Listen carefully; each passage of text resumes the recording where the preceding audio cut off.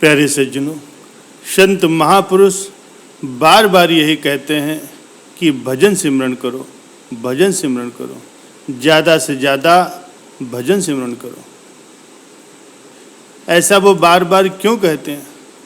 क्योंकि जब मृत्यु का समय नज़दीक आता है तब हमें एहसास होता है कि आज अगर भजन बंदगी की होती तो मेरे साथ ऐसा नहीं होता। क्योंकि मरते समय जीव को जो तकलीफ होती है वो सहन नहीं होती। जैसे जैसे मृत्यु का समय नज़दीक आता जाता है वैसे वैसे आत्मा का सिमटना शुरू होता है।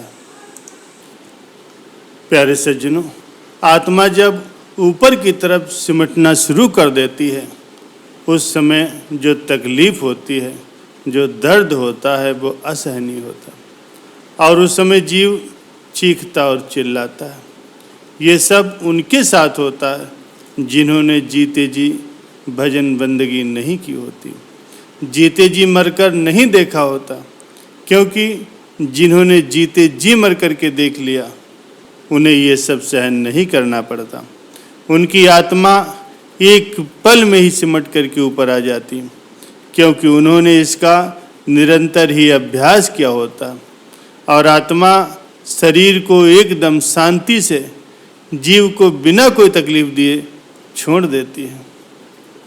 प्यारे सज्जनों, एक सत्संगी जीव की आत्मा शरीर को छोड़ने में कितना वक्त लेती है ये इस बात पर निर्भर करता है कि आत्मा कहाँ से सिमटना शुरू करती है। अगर आत्मा पहले से ही दोनों आँखों के मध्य में पहुँच गई है तो शरीर को छोड़ने में वो जरा सा भी वक्त नहीं लगाती।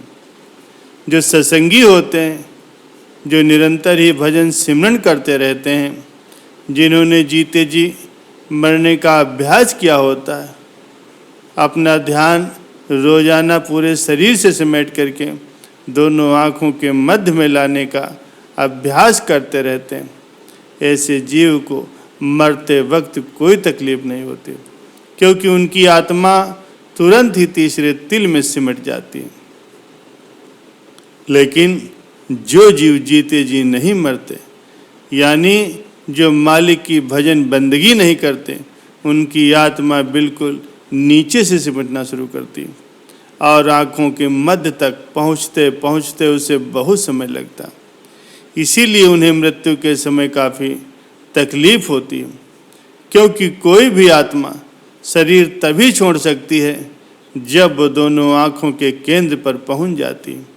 और सत्संगी आदमी की आत्मा तो निरंतर ही अभ्यास से पहले ही दोनों आँखों के केंद्र में पहुँच चुकी होती, इसीलिए उसे बाहर निकलने में जरा सा भी वक्त नहीं लगता। अगर सत्संगी आदमी की आत्मा का सफ़र जरा सा भी अधूरा रह गया हो या फिर उसकी भजन बंदगी में थोड़ी सी भी कमी रह गई हो तो उसे दोबारा जन्म लेना पड़ता है। और अगर ऐसा होता है तो आत्मा दोबारा जन्म लेने में भी ज़्यादा समय नहीं लगाती। उसे अच्छी कमाई वाले किसी सत्संगी परिवार में ही जन्म मिलता है, ताकि जल्दी से जल्दी जीव अपना बचा हुआ भजन सिमरन पूरा कर सके और मुक्ति को प्राप्त कर सके। लेकिन ऐसा भी हो सकता है कि वो आत्मा जन्म ही न ले और ऊपरी रूहानी मंडलों में रह करके ही वहीं से रूहानी तरक्की करके परमात्मा में मिलाप कर ले और मुक्ति प्राप्त कर ले। प्यारे सज्जनों, अगर कोई आत्मा एक बार शरीर को छोड़ दे तो वो उसमें वापस नहीं आ सकती, और फिर आत्मा के एक बार निकलने के बाद उस शरीर का कोई मूल्य भी नहीं रह जाता। हम उसे चाहें जलाएं या दफना दें, इससे कोई फर्क नहीं पड़ता, क्योंकि आत्मा छोड़े हुए शरीर में कभी वापस नहीं आती।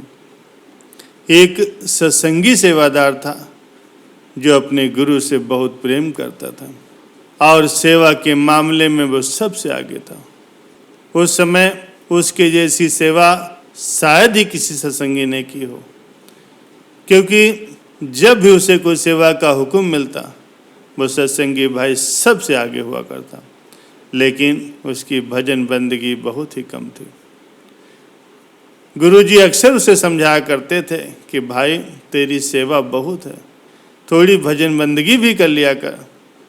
तो वो गुरुजी से कह देता, गुरुजी भजन बंदगी मुझसे नहीं होती, अब आप ही अपनी दया मेहर मुझ पर बनाएं और मुझसे भजन बंदगी करवा लें। प्यारे सज्जनों, ऐसे ही समय बीतता गया।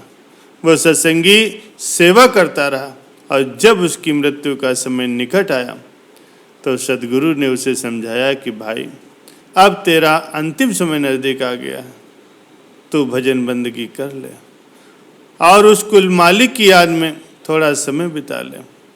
प्यारे सज्जनों, गुरु जी को तो ये बात पहले से ही मालूम थी कि इसका अंतिम समय नज़दीक है, इसीलिए उसे वो बार बार समझाया करते थे, लेकिन उसका जोर पूरा सेवा पर था। उसने खूब मन लगा करके सेवा की और जिस दिन उसकी मृत्यु हुई उस दिन एक सेवादार भाग करके गुरुजी के पास गया और बोला, मालिक आपका एक सेवक बहुत ही तकलीफ में है। तो गुरुजी ने उससे कहा, जाओ और उससे कहो कि नाम का स्मरण करें। वो सेवादार वापस भागता हुआ उसके पास पहुंचा और जैसा कि गुरुजी ने कहा था, उसने सत्संगी भाई जो कि स्वयं मृत्यु की दहलीज पर था उससे कहा, गुरुजी कह रहे हैं कि नाम का स्मरण करो।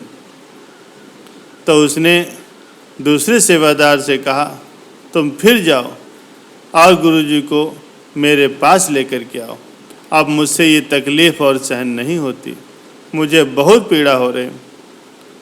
तो वो सेवादार फिर से गुरुजी के पास गया।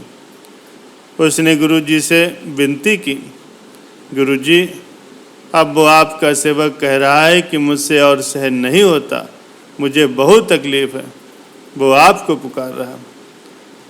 गुरुजी ने कहा, अब मैं क्या करूं?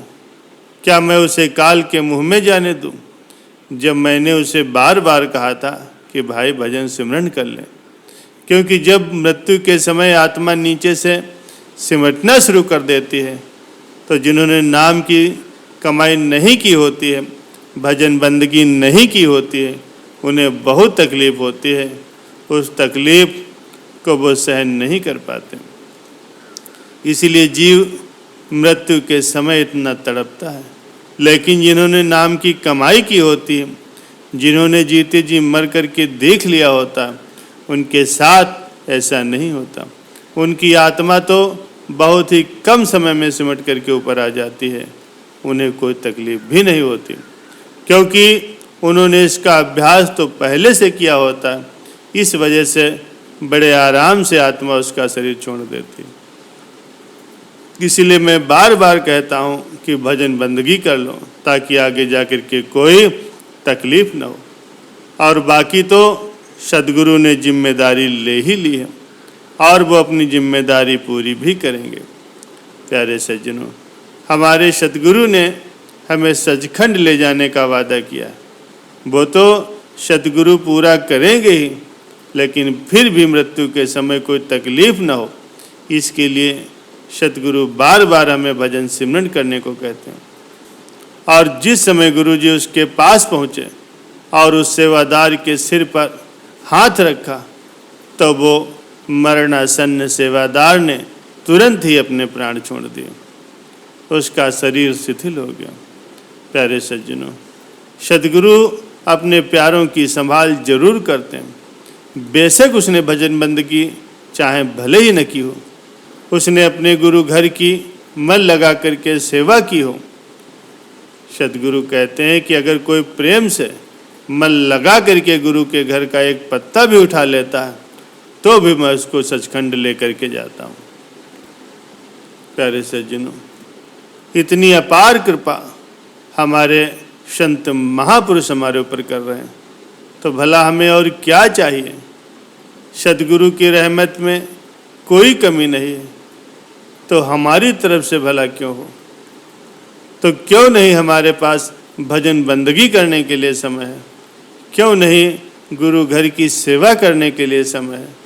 प्यारे सज्जनों, आज के सत्संग से ये आपको पता चल ही चुका होगा कि अगर हमने अपने सद्गुरु की आज्ञा के अनुसार भजन बंदगी नहीं की, गुरु दरबार की सेवा नहीं की, तो हमारा क्या होगा।